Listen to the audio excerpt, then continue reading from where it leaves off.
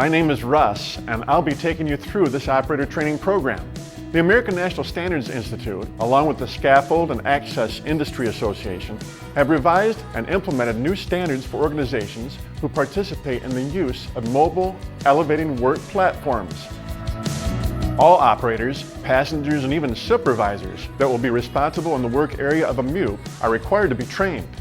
This online course covers the use of this equipment in a formal classroom-type setting, allowing you, as a prospective operator, to become familiar with that particular MEWP and demonstrate proficiency.